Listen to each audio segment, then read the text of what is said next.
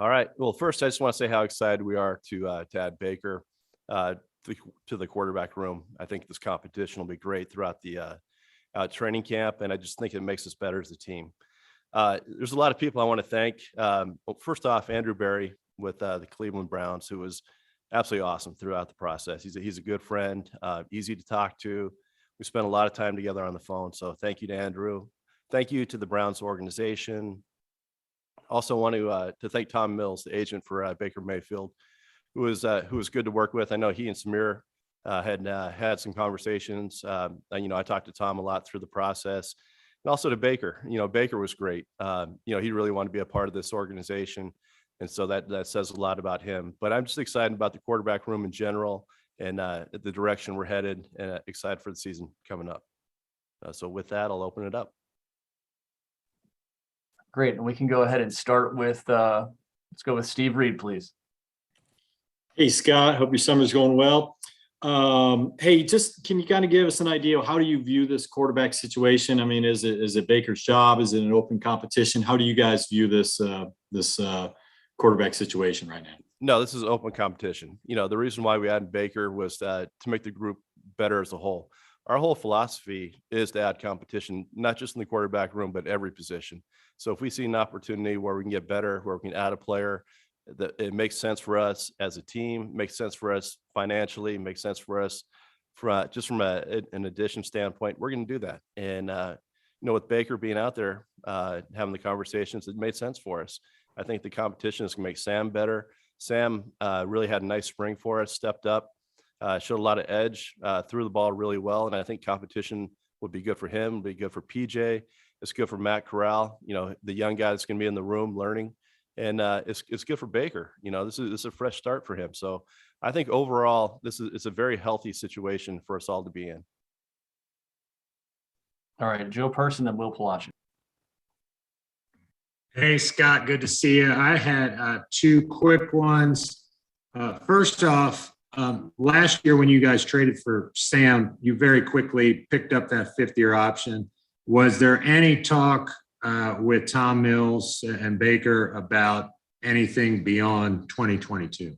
No, our whole focus is bringing Baker in to compete with Sam. We're going to take it up to training camp. This is as far as we're going to take it, and we'll let it play out throughout the season. We'll make decisions based later in the season, whether it's November, December. At that point, once there's a track record behind them in this offense and this organization. And then in the 6 days or so since the trade was announced, have you fielded any calls from teams asking if Sam was available? No, no teams have called. And Sam, we're not looking to move Sam at all. I said this last week. Sam's very much a part of this competition. I mean, I think this will be great. It's great for Baker and it's great for Sam. And I think they're both going to rise and play their best football they have. Scott, hope you're doing well. At what point did you determine that the group of quarterbacks that you had ending minicamp was either untenable or that you decided you wanted to add to it? I think that's one of the conversations when we first sat down after the season last year. What do we need to do to get better? What is it going to take for us to win the NFC South? And quickly we said, hey, the offensive line, we need to improve this. We went out, hired James Campen, brought in, Icky as our first round draft pick, signed, guys in free agency, adding other players in the draft. And so that was a real priority, but also, other positions. So it's not just an offensive line. It's not just quarterback, but quarterback was one that we wanted to stabilize. We wanted to add competition to the Sam Darnold mix. We drafted a quarterback. So just like receiver, we did that at receiver. We've done other positions. It's all about adding competition all around. And but offensive line and quarterback were the two spots we really wanted to address. And if I could follow up just quickly, this is similar to Joe's question, but a little different. How open are you to one of those two guys among the veterans, Darnold and or Baker, being your quarterback beyond 2022? I just want to take it just short term right now. Let them compete in camp, take it throughout the season. We'll make the best decision for the team later on. We're not going to commit to anything right now. Thank you. All right, we'll go to Will Kunkel, Scott Fowler, and then Ashiba Rojas. Hey, Scott. Good to see you, man. Hey, good to see you. Who came up with the idea, or how did it kind of come to fruition that Baker would take that $3.5 million cut? And was that kind of the final move that made this possible? You know, this is a really long process. You know, I went throughout, over a couple months, and it really started off with Andrew Berry and myself, talking about what's it going to take to make a deal. What is the right price to pay? Who's involved? What's the competition here? What are we bidding against? And so there were a lot of conversations, a lot of people involved in those conversations. When it came down to it, there was a gap, a money gap in there, and it had to be bridged somehow. And so, we approached Tom Mills at one point, and that took a while to get up to the $3.5 million. That's a lot of money for a player to give up and guaranteed money, and it just shows Baker's competitiveness and willingness and wanting to be here. So it did take a while, but that did help bridge the gap. But we all gave in the end. Cleveland gave, Baker gave, and we gave. And I think it ended up being a really good deal for all involved. And now that the deal is finally done, did you have a deadline of when you were willing to trade for a quarterback, or were you open for it all season if need be? No, in this particular instance, with Baker, we said the July 4th weekend, and then we got more specific with the date and time on July 5th.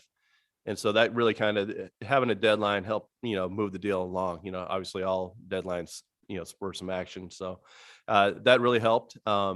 But yeah, it was the July 4th weekend is what we had set really a few weeks back, but then we pinned it down exactly to the time and date. Hey, Scott. One quick one and one more global one. The quick one being, is 70% the right figure on snaps he must take to make it from a fifth to a fourth? Yes, it's 70% is the threshold that he has to meet. Okay. And the more big one is that Chris Mortensen in March, one of really the most respected NFL reporters around, reported that the Browns were going to break up with Baker because they wanted, quote, an adult in the quarterback room. I just wondered your assessment of Baker's maturity level at this point and his work ethic. Well, I think anytime, you're making a transaction, you always do your homework. You talk to as many people as you can. And in this instance, we reached out to a lot of people that knew Baker, that were there when they drafted Baker, that were in the organization. I had coaches that have coached him in the past. They actually called me unsolicited to go to bat for him. And so we did do a lot of work. And in the end, it all came back to this is a fiery, competitive guy. He wants to win. He wants to be great. And, I think as an organization, we embrace that attitude. We like guys that are like that. This will be a fresh start for him here. It doesn't matter what he's done in the past. It's what's he going to do when he gets in this quarterback room? How's he going to work with Sam? How's he going to work with our coaching staff? And what's it going to be moving forward? But as far as anything in the past, a lot of people really want to bat for Baker. And I think there are a lot of circumstances of why things happen. And obviously a lot of things are said that get out in the media that aren't portrayed exactly how, or isn't exactly how it happened. But we're very comfortable with Baker. We're excited to add him to the room and look forward to working with him. Thanks, Scott. Yeah. Hi, Scott. So you just kind of explained, why you guys chose Baker. So my question to you is just, what does the organization have in place to make sure Baker is comfortable in this transition? This is actually a tough time of year right now, just because it's the dead period. So there's only so much you can do with a player. You can send him the playbook, but you're really limited on, coaches having contact with them right now. So we're very fortunate that he's been in a system with James Campen, our offensive line coach, where he's familiar with some of the offensive line calls. I was down with Campen maybe an hour or so ago talking about that. And I talked to Baker about that. And that'll help with that transition. It's not going to be totally foreign when he gets here.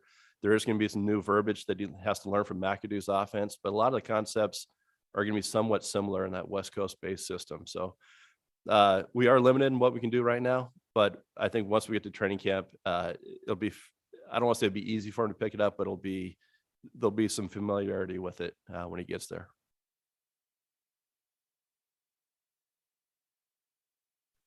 Let's go to Skylar Callahan and then Faroon. Hey Scott, hope you're doing well. So for what this means for Matt, I know you guys have been wanting to add to this quarterback room for a while, someone that could really push Sam for that starting job. So with this trade now official, does this kind of mean that this is kind of almost going to be like a red shirt year for Matt? We'll see how it goes, how this all plays out. The one good thing about Matt, there is a transition from this college offense that he was in into the NFL offense, especially McAdoo offense, where there's a lot of verbiage, and this will allow him the chance to really learn at his own pace, learn from a couple of pros in the room, and Sam and Baker, having PJ in that room as well. And when it's time for him to get out there and play, he can get out there and earn that job if he's ready. But it's going to be on him to learn and to play well when he gets there. But right now, our focus is on getting all of our quarterbacks up to speed so we can play good quality football this year at that position. Hey Scott, Varn Trumper, the Charlotte Observer. I wanted to ask, you talked about this being a very long process for you guys. Was the holdup more because of trying to negotiate the draft pick compensation, or was it more on the monetary side of things? Really, the draft pick compensation came first. In order for us to talk to Baker and kind of take that next step, we had to work with Cleveland to figure out what the right number was. Obviously, we had talked during the draft. Those things have gotten out. The compensation was higher at that point, and now that it changed with Matt Corral being added to the group, us going through the spring, Sam playing really well throughout the spring, we just didn't have that urgency to necessarily go out there and add someone right away. So we worked through the compensation. We reached the fifth going to the fourth in 2 years. So we thought that was fair. And then once that happened, Andrew Berry granted us permission to reach out and talk to Tom Mills, to talk to Baker, to try to figure out what can we do to make this work. And so we had to work through the financials part of it, but really it was about a month and a half, 2-month process from compensation to financials to getting this done. And then what would you like to see from Baker over, the next month or so as you get into training camp? What would you like to see if the transition he's making is, starting to pick up? Yeah, just like we would any quarterback, whether it's Sam or anyone else, just take command of the offense, make it their own, own it, have everything down.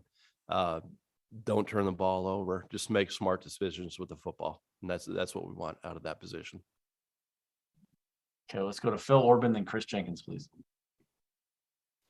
Hey, Scott, getting back to kind of the timeline that you had mentioned, in those month and a half, 2 months, kind of that long process, was there ever a time when you thought maybe you had a deal and it maybe fell through, or maybe that you had moved on from the deal and it was dead and it came back to life? I mean, what was that kind of, what have the last 2 months been like in that regard? Yeah, the initial talks happened prior to the draft, right before the draft started. And then once we got to the second day of the draft, Andrew and I just said, hey, let's put this on hold. I talked to Matt and Mr. Tepper, and I think both organizations said, hey, let's get through this weekend. Let's get through minicamp, and then we'll pick it up later once we get into OTAs. And so we did that at that point.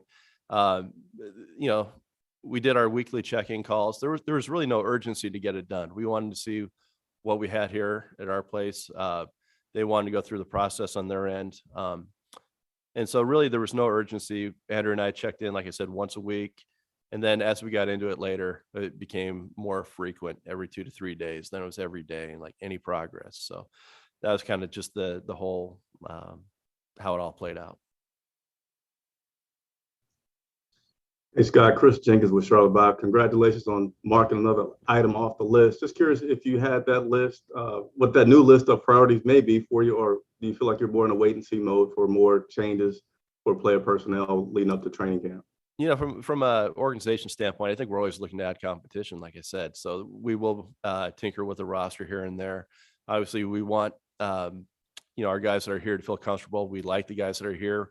We feel like we can go into the season with them. But if there's an opportunity to add, we'll do that. I think if you're asking specifically, I think we'd look at defensive line, maybe a big body in the middle, maybe another pass rusher.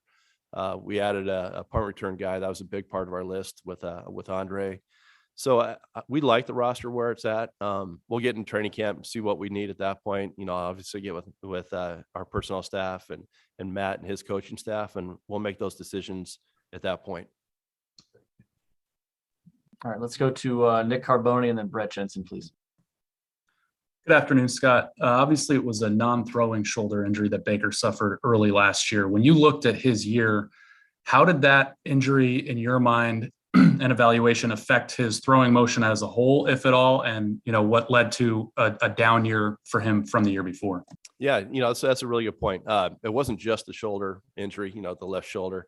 He also had a foot injury, a rib injury, and shoulder injury. So he was really banged up last season. So we went back and watched tape from a couple years ago, and he was really good in 2020. He had some good tape earlier in his career. Last year was just a down year for him, and I know he got with Jeff Christensen, his quarterback coach, who's done a really good job with a lot of good NFL quarterbacks. And they just went back to the basics, started working with their footwork, their mechanics, and I think he's really tightened that up. I think Baker's really confident and comfortable where he's at right now, and I think we're gonna get the best version of him going forward. Hey, Scott, I'm just curious. From the onset, it looks like you guys, from the outside looking in, it looks like you guys really weren't comfortable with Sam Darnold. I mean, you guys were in on the Deshaun Watson sweepstakes, and these talks have been going on for a while. So what does this say about Sam and your comfort level with him that you guys have been trying to bring in another quarterback? And will you have a say-so, or is it all Matt's decision on who starts the season at quarterback? And if there's a mid-season change at quarterback, will you have a say-so on that? I think our entire staff, I would say so. Matt, obviously will make the final call. He's going to work with Sean Ryan and Ben McAdoo, myself, and Pat and Dan, and we'll make the best decision for the team at that time. And obviously Mr. Tepper will be involved. And as far as Sam, we need to stabilize that position. Like I said, that was one of our priorities in the offseason to do. We brought in Matt Corral. The thing about Sam is he played well to start the season last year when we protected him. He had 3 good games to start the year, and we're like, wow, okay. So when we protect him, he takes care of the ball. He can play good football, but we needed to add another body to the mix, another NFL, vet to the mix to help stabilize that position, so we can go into this year and feel good about the direction this team is going. We really feel good about our defense. We like the skill position on offense. I think we have a rebuilt offensive line. Christian's gonna have a big year for us. So, just having another position at the quarterback or another body at the quarterback position, someone like Baker to go with Sam, was really important to us. So yes, that was somewhat of a priority going into it. All right, let's go ahead with Steven Toronto, Joe Person, and Josh Graham. Scott, on the subject of Baker's background, you've probably surmised that he has a pretty strong personality, and there have been times in his career where that's included clashes with his head coach, whether that's on the surface or things that are implied, things that get out in the media.